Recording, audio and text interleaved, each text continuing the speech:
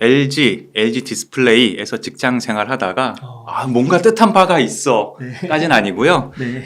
좀 새로운 일을 좀 도전을 해서 음. 지금 책을 이렇게 냈었습니다. 그래서 월급쟁이 재테크 상식사전, 그리고 지금 소개해드릴 인플레이션 시대 월급쟁이 재테크, 이렇게 책을 쓰게 됐습니다. 그래서 여기 이 채널을 보니까 이 살벌하신 분들 많이 나오시더라고요. 그래서 나 이런 자리 여기 나도 나와도 되나라는 생각이 들긴 했는데요.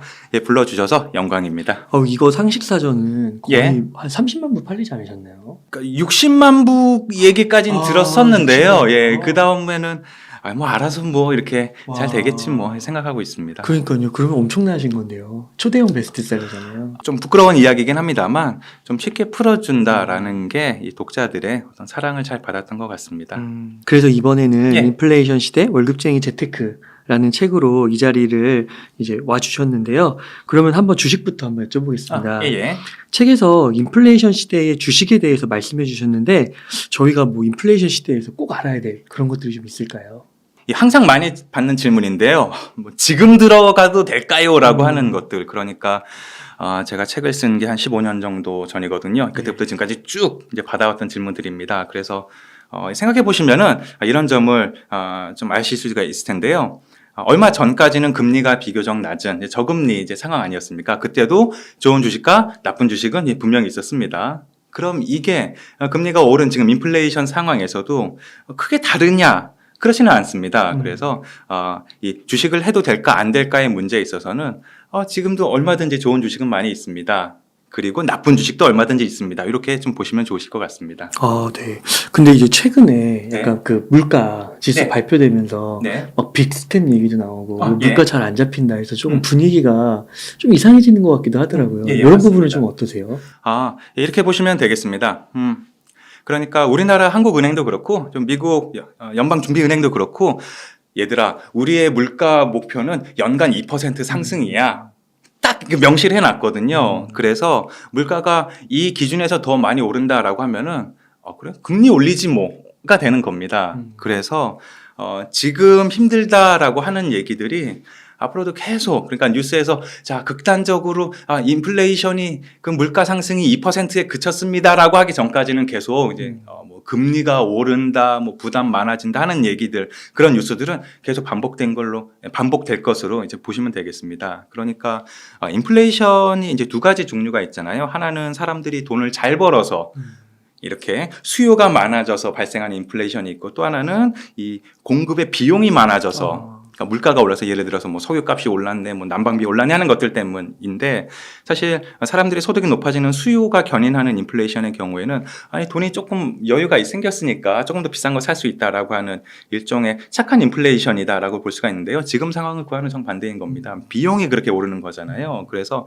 어쩔 수 없이 강제로라도 이렇게 끌어낮춰야 되는 상황이 있기 때문에 지금 앞으로도 당분간은 계속 이제 금리는 오르지 않을까 예상을 하시면 됩니다. 그러니까 얼마 전에 그런 뉴스 봤었어요.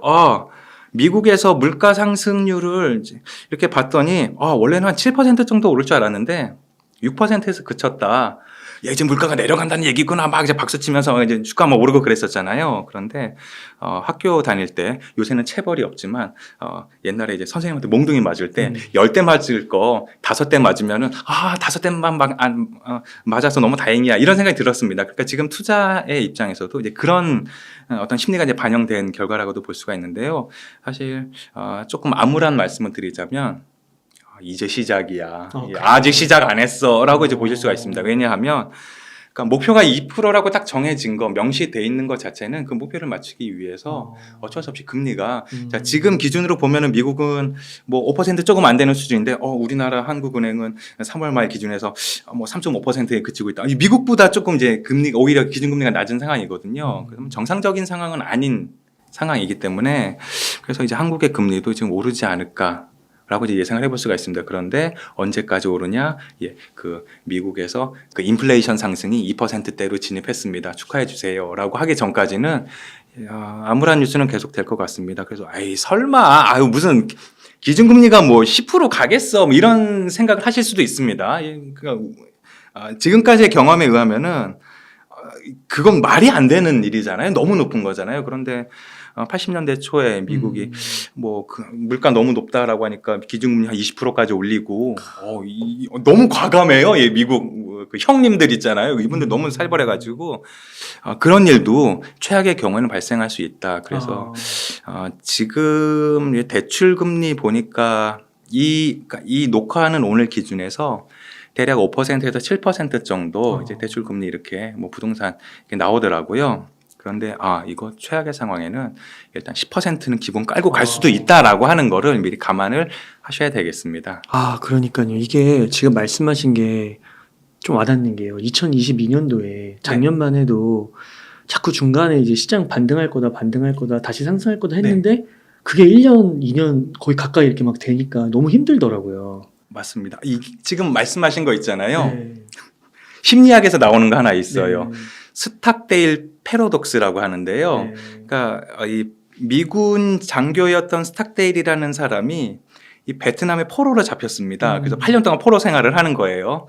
그런데 희망을 갖잖아요. 요번 부활절엔 집에 갈 수 있을 거야. 크리스마스 땐 집에 갈 수 있을 거야. 라고 이렇게 매번 이렇게 반복을 하는데 이렇게 희망을 가졌다가 절망을 반복하던 같이 포로로 잡혔던 군인들은 목숨을 잃는다는 겁니다. 금방 쇠약해지고. 근데 스탁데일이라는 사람은 아니야. 집에는 언젠간 가겠지만 올해 크리스마스는 아닐 것 같아.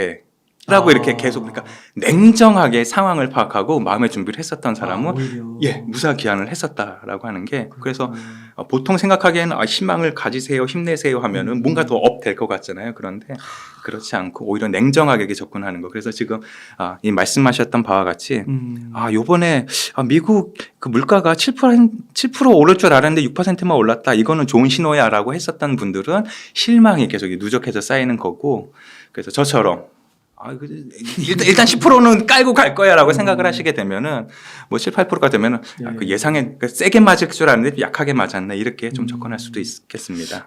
그러니까요. 그게 최악을 좀 열어놓고 생각해야 되는 게 맞습니다. 지금 또 이제 뭐 벌써 금리 상한 다 왔다. 이제 더 이상 뭐 베이비 스텝 한 번 정도 남았다 이렇게 하긴 하는데 혹시나 또 그 한 번에 그게 또 깨지면 얼마나 또 실망감이 크고 와장창 또 이렇게 될까 그런 우려도 좀 되는 것 같고. 맞습니다. 예. 그러시군요. 그러면 아까 그 지금 우선 지수대를 봤을 때 한 2,400에서 한 2,500대 정도 되잖아요. 근데 지금 시점에서도 주식을 사도 좋은 거는 있다고 하셨잖아요. 그러면은 지금 금리가 그렇게 오를 수도 있는 가능성도 있는데 또 주식을 사도 된다. 이게 매칭이 되는 말이라고 할 수 있을까요? 어떻게 보면 이제 모순됩니다. 아니 금리가 올라서 주가가 떨어졌는데 왜 주식을 들어가냐? 너 제정신이야? 뭐 이렇게 이제 화내실 수가 있는데요. 지금도 이제 오르고 있는 것들은 이제 꾸준히 오르고 있습니다. 그래서 어떤 거를 좀 사야 될까라고 분명히 이제 궁금하실 텐데요. 일단 반대로 이건 하지 마. 먼저. 그러니까 보통 직장인들 보면은 투두 리스트가 있잖아요. 이제 해야 할 일 목록. 근데 반대로 이제 not to do 리스트 하면 안 되는 목록도 따로 있습니다. 그러니까 이 대표적으로 회사 이름 얘기를 해도 되는 건가요? 네. 엔모 소프트라고 하는 회사가 있는데요. NC소프트.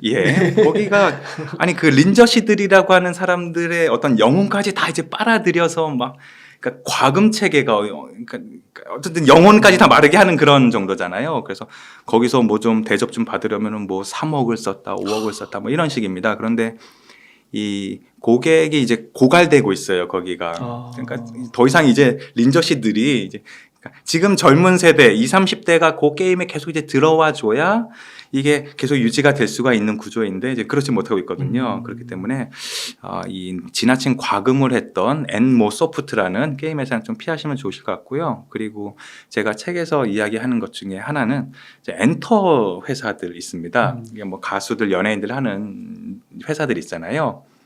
이런 회사들도 사실은 너무 리스크가 좀 높은 편입니다. 그래요? 예를 들어서 A라는 어떤 그 기획사가 있는데 여기가 뭐 주식도 이제 잘 거래되고 이제 좋습니다. 그런데 여기 소속돼 있던 대표 배우가 어느 날 갑자기 제주도에서 음주운전하다 걸렸다라고 하면은 이제 매출이 확 주는 거잖아요. 최근에 어떤 연예인처럼 뭐 피 검사를 해봤더니 무슨 약 성분이 뭐가 나온다. 그러면은 뭐 다 손에 물어 주주들에게 모욕감을 주는 회사들이 몇 개 있어요.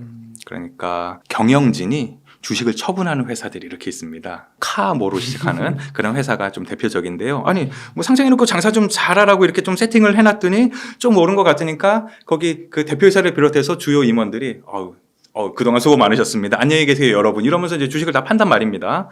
아니, 뭐 이런 회사가 과연 앞으로 계속 성장하고 이익을 내고 주주들에게 어떤 수익을 안겨줄 수 있겠느냐라는 측면도 보셔야 되겠고요. 그럼 마지막으로는 또 다른 모욕감을 주는 그 물적 분할, 인적 분할하는 회사들이 있습니다. 그러니까 쉽게 얘기하면은 회사를 그러니까 단팥빵에 안고만 따로 빼서 또 이제 파는 그런 회사들인데요. 자, 예를 들면 LG 화학이란 곳에서 뭐 이거저거 열심히 해가지고 뭐 화학 제품, 전기 제품 잘 만들고 있는데 어느 날 갑자기 저기 배터리 사업부가 좀 잘 되는 것 같으니까 좀 분리할게요.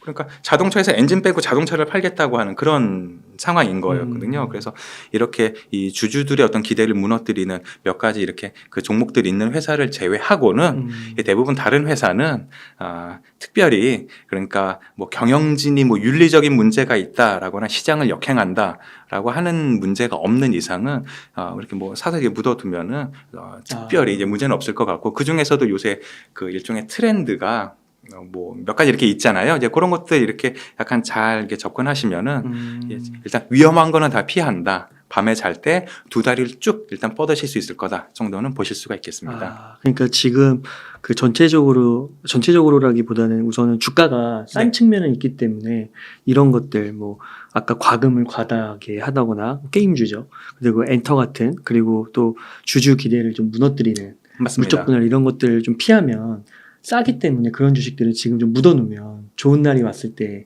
싸게 샀으니까 더 크게 벌 수 있다. 거기 한 가지 더해서 네. 이제 주가의 흐름을 이제 그래프를 이렇게 보면은 어떤 회사들은 2019년 말까지는 이렇게 일정한 수준이 유지되다가 2020년 전후에서 한 2, 3년간 이렇게 확 올랐다가 이제 내려가는 추세 그런 회사들이 있거든요. 네. 그럼 얘네는 코로나가 호재로 작용해서 주가가 상승했었구나. 그러니까 코로나 때문에 저금리로 이렇게 계속 그 시장에 돈이 이제 뿌려졌었는데 그거에 수혜를 입었었구나라고 보실 수가 있습니다. 네. 그렇기 때문에 회사의 차트를 한번 보실 때 2020년, 2021년, 2022년 요 3년간 확 올랐다가 지금 내려가는 추세다라고 하면은 조금 그 저렴한 표현으로 약발 떨어졌다. 정도로 보실 수가 있겠고요. 그래서 가다가 내려갔는데 다시 조금씩 미미하게라도 상승폭을 보이면은 이렇게 추세가 이렇게 서서 이제 올라가는 추세구나라고 이렇게 그래프를 보면 이렇게 그림이 딱 나오게 되니까요. 그 점도 보시면 좋으실 것 같습니다. 그러니까 코로나의 수혜를 특수를 좀 입은 그런 주식들을 맞습니다. 피하면 좋다. 네. 그러면은 혹시 반대로 네. 이런 주식은 사도 좋다. 아까 말씀하신 묻어둬도 좋다. 그런 예. 게 좀 있을까요? 요새 2차 전지 아주 이제 난리더라고요. 2차 전지. 예. 대박이죠, 진짜. 예. 그래서 제가 책을 쓸 때 네.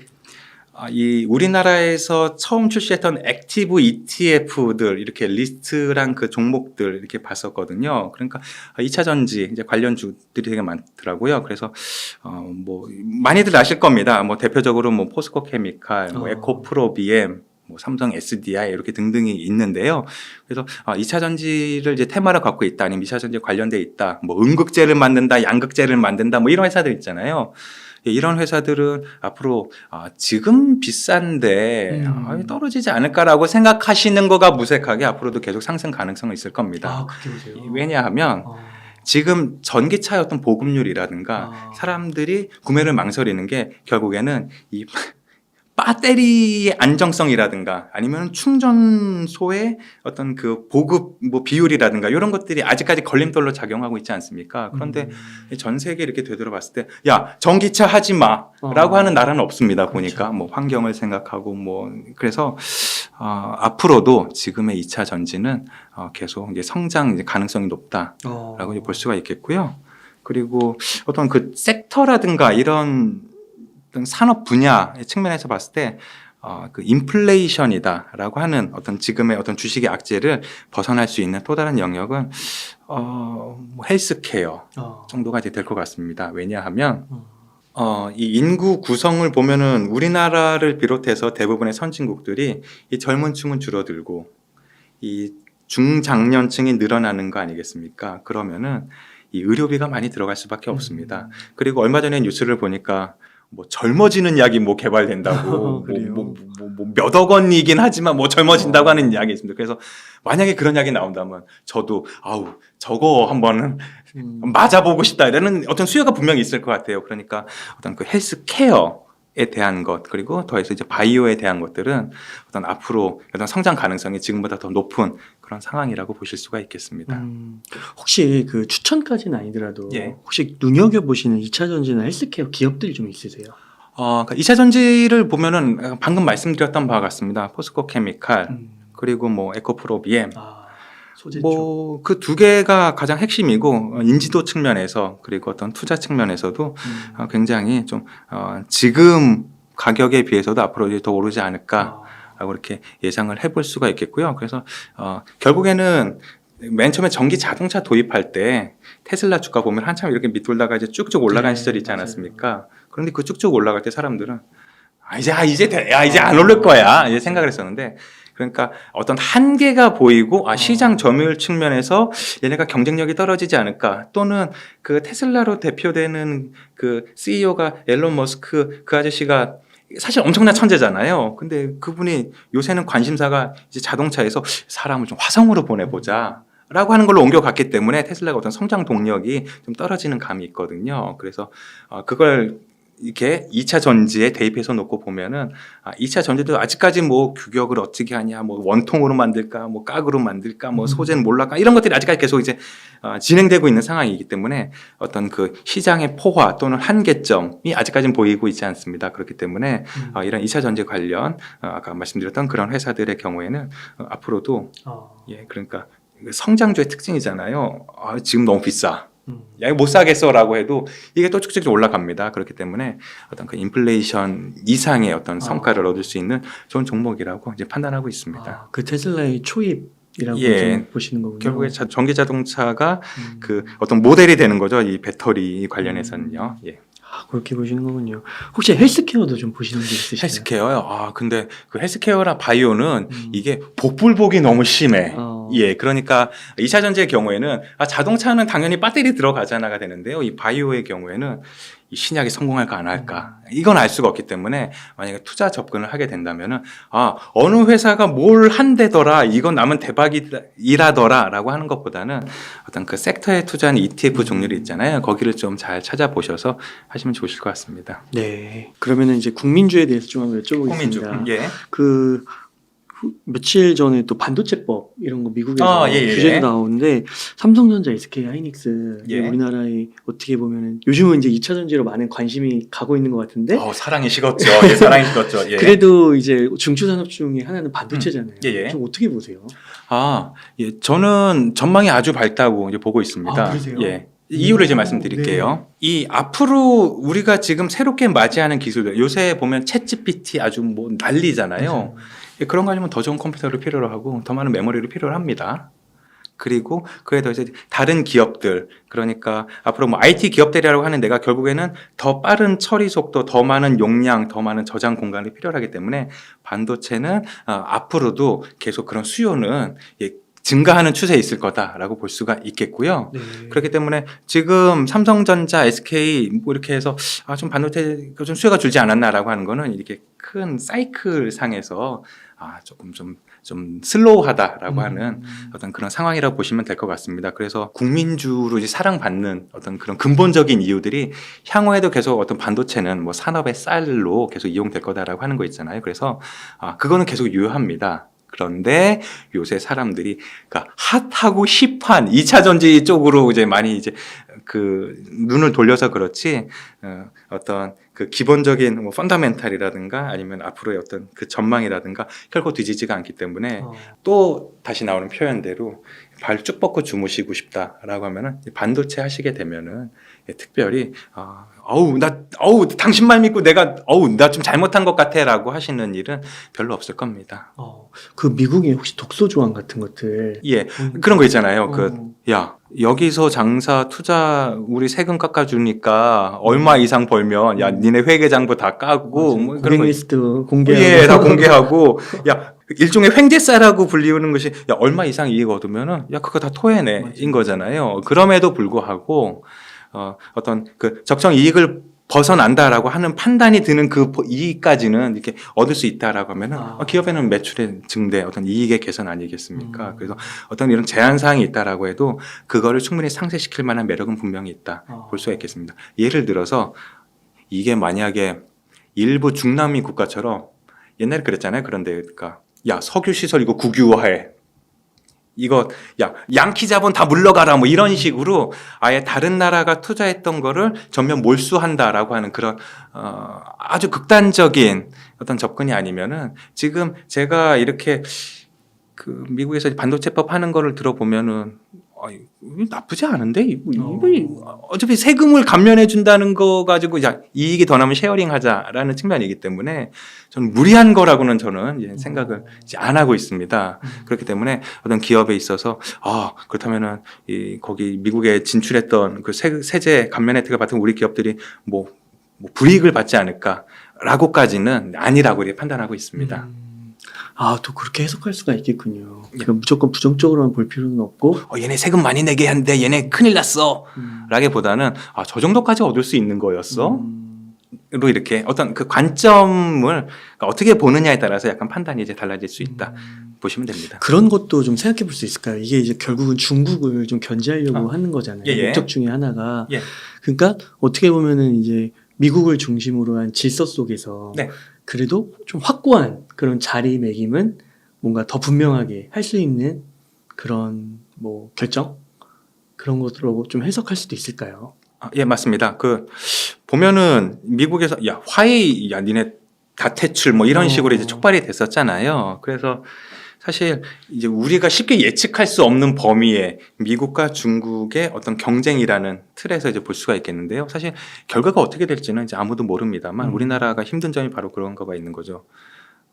그 이념적인 측면에서는 미국과 연결이 되는데 어떤 경제적인 측면에서 이제 중국과 장사하는 것도 사실은 나쁘지 않았다라고 하는 상황에서 엄마가 좋아 아빠가 좋아 이런 상황인 거잖아요. 그래서 사실 이 반도체법 이렇게 정해지고 우리나라 기업이 타격을 받는다라고 해도 결국엔 중국이랑도 암암리에 다 이렇게 옛날에 지었던 공장은 어쩔 수 없잖아요라는 어떤 양해를 구할 수 있지 않을까. 왜냐하면은 이 체제 경쟁은 결국에는 어떤 군사적인 어떤 동맹 이렇게 이어져야 되는데 너 중국이랑 장사하니까 우리가 보호 안 해줄 거야라는 할 수가 없지 않겠습니까? 그렇기 때문에 지금 상황에서 체제 경쟁 때문에 우리나라가 크게 손해를 본다라고 하는 것까지는 좀 아니지 않을까. 게다가 우리나라 사람들 이게 장사 잘하잖아요. 이렇게 눈치 잘 보면서 어떤 그 정치 지형적인 역학을 좀 잘 이용하지 않을까 좀 생각이 듭니다. 네.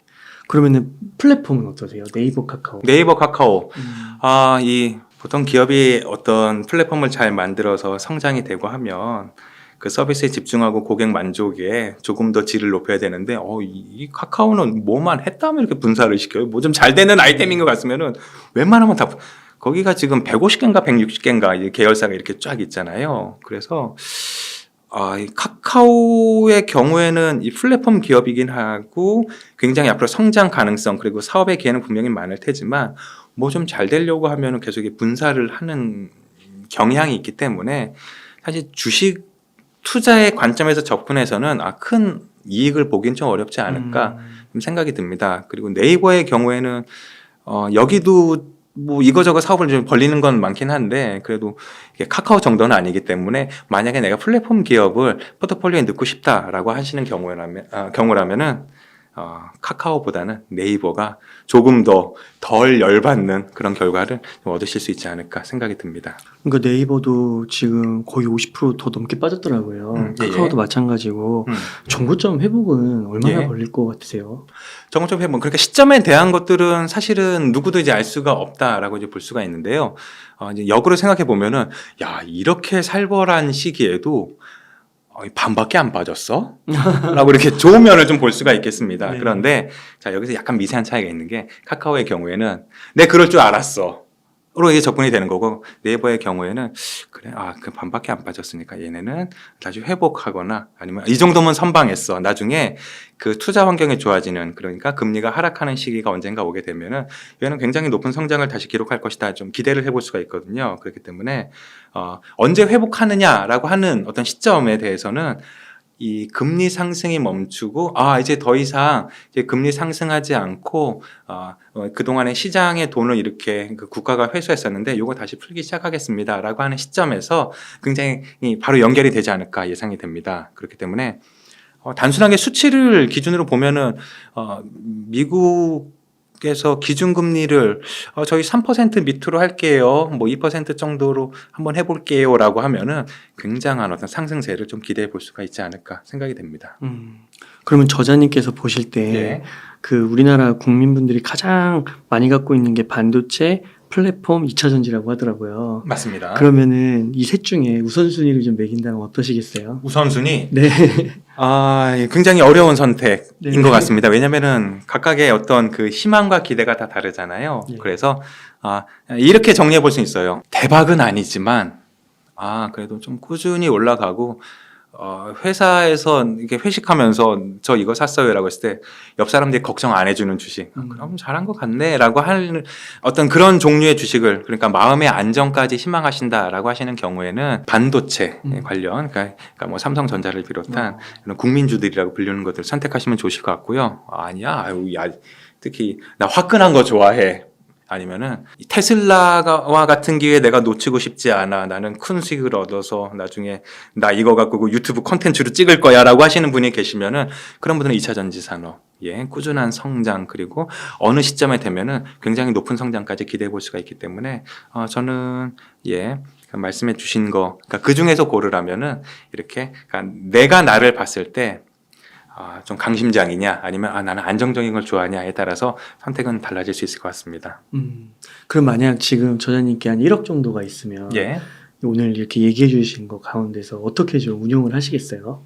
만약에 1억이 있다면 와이프한테 주고 내 노후를 좀 부탁해 네. 라고 얘기할 것 같고요. 만약에 이제 투자 관점에서 보게 되면은 부동산도 좀 섞어서 제가 이렇게 좀 보니까 저기는 좀 개인 카페를 하는데 좀 매출이 괜찮고 이제 급하게 내놓으신 것들이 몇 개 있거든요. 그래서 이런 것들을 좀 할까를 하거나 아니면은 이제 주식 투자 이제 그 관점에서 카페 인수를 하시는 것도 고려하시는 거예요? 그렇죠. 지금 싸게 나오는 것들. 요새 이게 장사 잘 안 돼서 굉장히 좋은데 그렇죠. 안 그러니까 이렇게 좀 매물로 나오는 것들이 있거든요. 그래서 그런 거 보면서 이렇게 이런 것도 할까 좀 생각해 보죠. 주식만 하시는 게 아니니까 다 하시잖아요. 맞습니다. 그래서 그게 아니면은 뭐 333 이렇게 나눠서 뭐 2차 전지 아니면은 뭐 반도체, 헬스케어 뭐 이런 식으로 이렇게 한번 해보는 거. 그러니까 이거는 성향에 따라서 다른데요. 그러니까 질문을 주신 거는 1억 있다면 어느 주식으로 하겠느냐라고 이제 질문을 주신 의도라면은 이렇게 좀 나눠보겠습니다. 이렇게 말씀드릴 수가 있는 거고, 만약에 전 영역에 걸쳐서 1억으로 뭐 할까라고 하면은 그러면은 뭐 카페 하나 인수하고 남는 돈으로 주식을 할까 뭐 이렇게 한번 또 계획을 세워볼 수가 있습니다. 근데 요즘에 1억 정도 있으면 카페를 인수할 수 있나요? 그 가격이 나오나요? 그러니까 개인 카페의 경우에는 그게 이제 충분하고요. 왜냐하면은 권리금 3천만 원, 뭐 보증금 2천만 원, 월세 150만 원, 200만 원 이 정도 사이라면은 해볼 수, 인수해서 하는 것도 가능하고요. 24시 애견 카페 있잖아요. 그거 10평 기준으로 브랜드마다 좀 다르긴 하지만 제가 알아본 데는 3천만 원이면 물건 쫙 깔아주는 것까지 다 해준답니다. 로얄티 이런 거 포함해서요. 그거 좀 잘 찾아보시고 하면은 뭐 무인 카페 사장님 되는 것도 나쁘지 않으니까요. 저희 집이 강아지를 키워서요. 이 집 근처에 있거든요. 24시. 그래서 이런 걸 한번 해볼까라는 생각이 들기도 했었습니다. 그러시군요. 그러니까 요즘에 또 부동산 그 경매 매물이 점점 나오고 있다고 하기도 하시더라고요.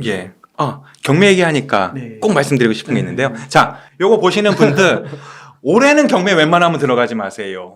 라고 말씀드릴 수가 있습니다. 이유가 있어요. 경매가 일단 나오게 되면은 감정 평가를 해서 자 입찰가 얼마 이렇게 그러니까 기준 가격을 선정을 하잖아요. 그런데 지금 나오는 경매 물건들의 경우에는 작년에 감정 평가한 것들이 대부분입니다. 그러니까 2022년 9월, 10월 이때 감정 평가한 것들 위주예요. 뭐 이때 한창 높고 막 전고가, 최고가 이런 거 이제 기록했던 그 시점에 어떤 매물들이기 때문에 이게 지금 뭐 1회, 2회 정도 유찰돼서 한번 들어가 볼 만하다가 아닙니다. 그래도 너무 비싸. 그렇기 때문에 제가 어떤 매물을 이제 봤더니 이렇더라고요.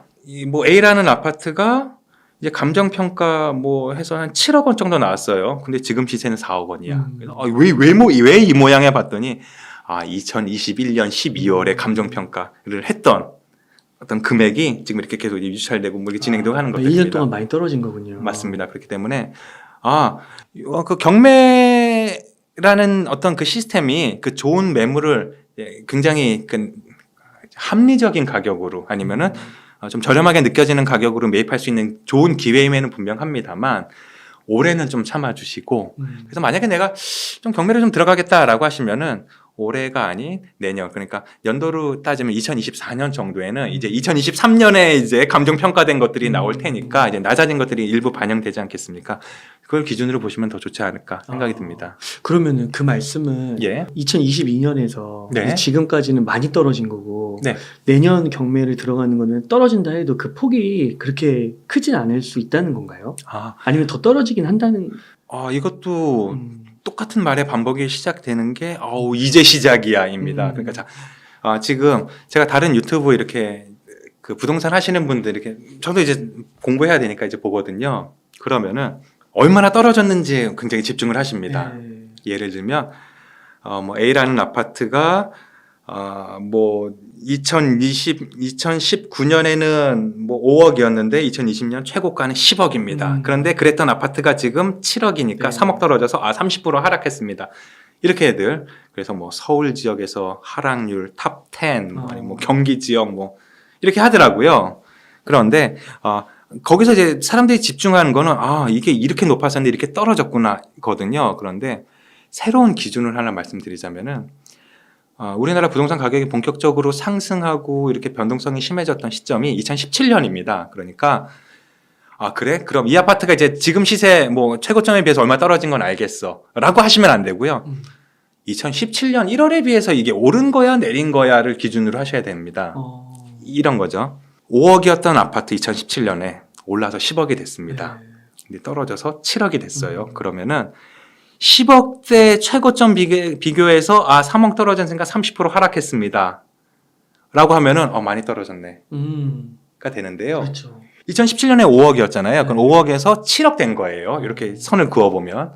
그러면 아직 2억 올랐네. 그렇죠. 입니다. 예, 그래서 이 영상을 보시는 분들은 부동산 가격이 이게 높냐 낮냐 올랐냐 내렸냐를 판단하는 기준을 최고점이 아닌 2017년 1월엔 이게 얼마였나를 기준으로 보시면 되겠습니다.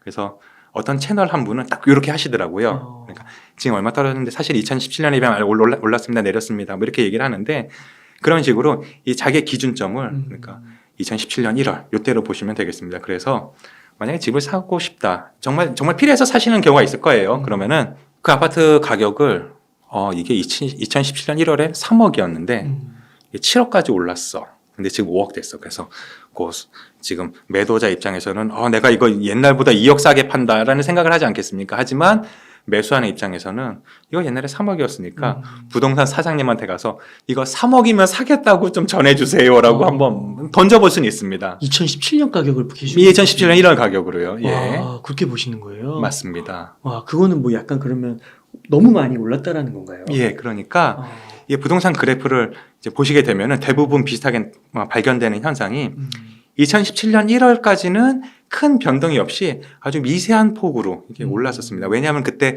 2007년의 금융위기 여파가 아직 지속되고 있었기 때문입니다.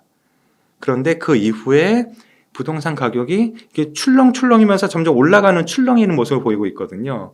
그리고 지금 딱 이제 하락하는 모습이죠. 그래서 선을 그어보면은 기준점, 시작되는 지점을 2017년 1월부터 하면은 이 집 가격이 많이 올랐구나 내렸구나 살 수 있겠구나 정도의 어떤 판단할 수 있는 기준점이 될 수가 있습니다.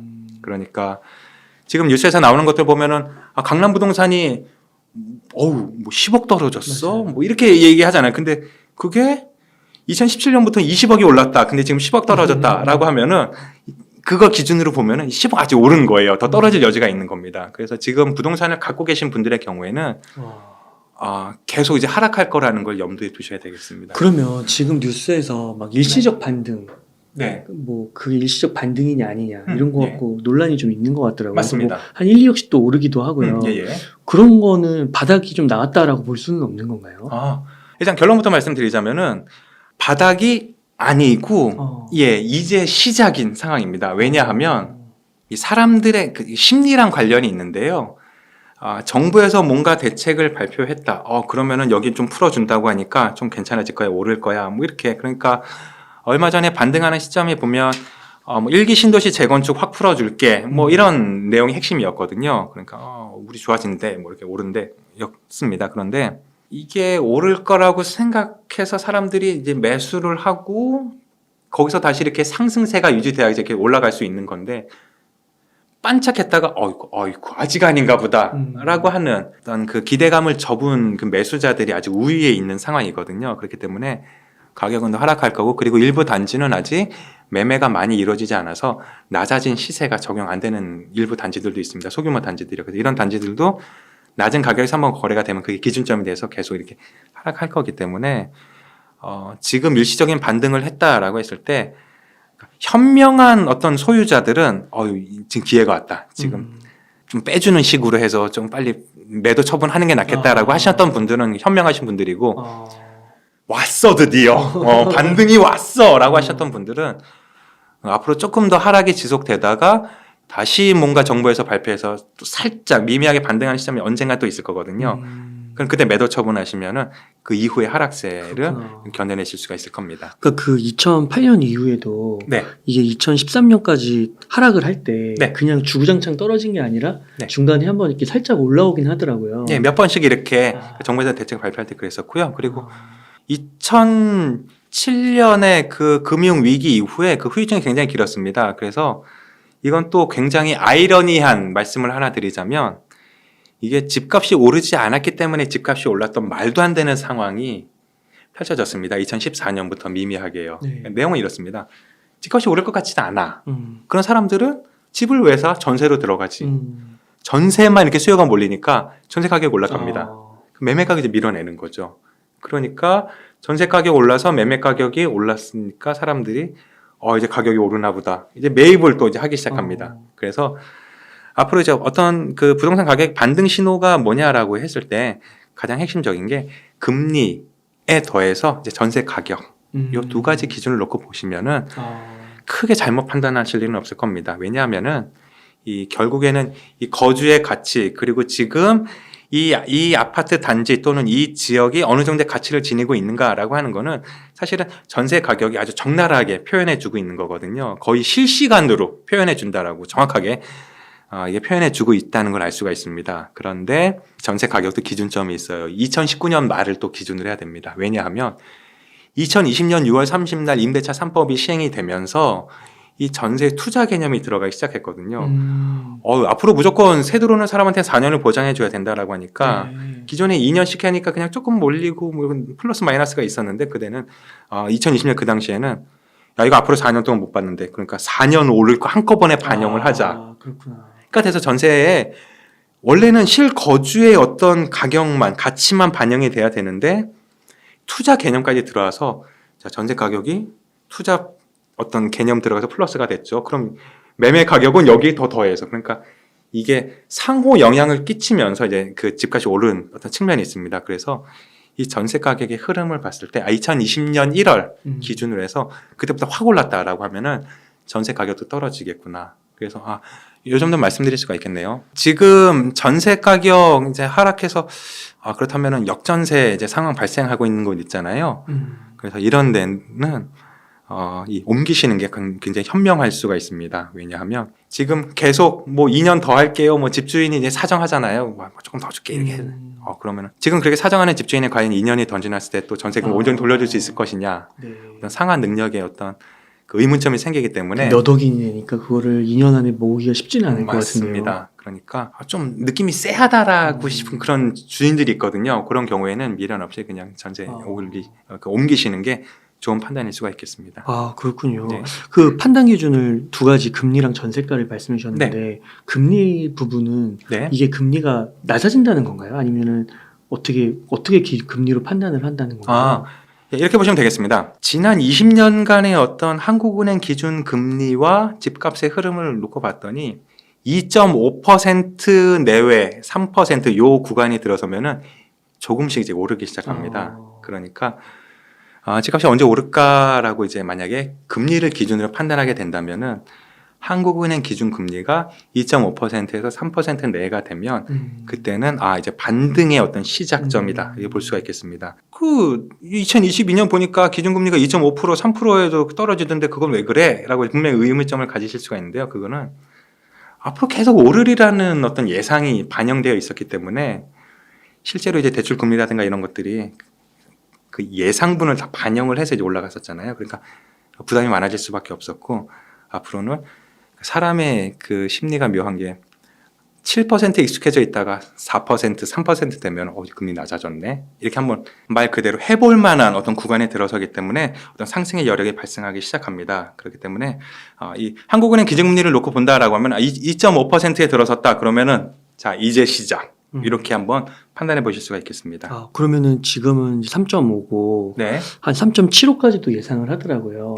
다음번에 0.25 정도? 맞습니다. 그래서 약간의 그 어. 비관적인 시선으로 보면은 미국보다 갖거나 높아야 정상이니까 그 최악의 경우엔 일단 한국은행 기준금리 5%에서 6%까지 일단 마음의 준비는 하고 만약에 대출을 얻겠다라고 하면은 그 기준으로 대출금리 10%까지는 그러니까 은행에서 연간 10% 이렇게 얘기할 수도 있다라는 점을 좀 감안을 하셔야 되겠습니다. 그럼 기준금리가 2.5까지 좀 가기 전까지는 네. 집값이 조금 더 떨어질 수 있다고 보시는 거예요, 지금부터? 맞습니다. 그 하락의 폭이 그러니까 지금의 어떤 추세가 멈추지 않고 계속 유지될 거다라고 보시면 되겠습니다. 그래서 지금도 벌써 일부 지역에서는 50% 하락했다 맞아요. 뭐 이렇게 나오고 있잖아요.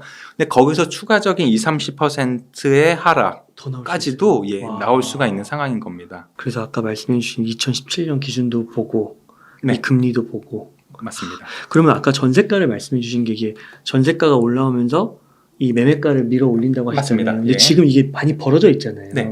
전세가도 많이 떨어졌더라고요. 그러면은 이게 전세가가 올라오기 전까지는 네. 기다려봐도 된다.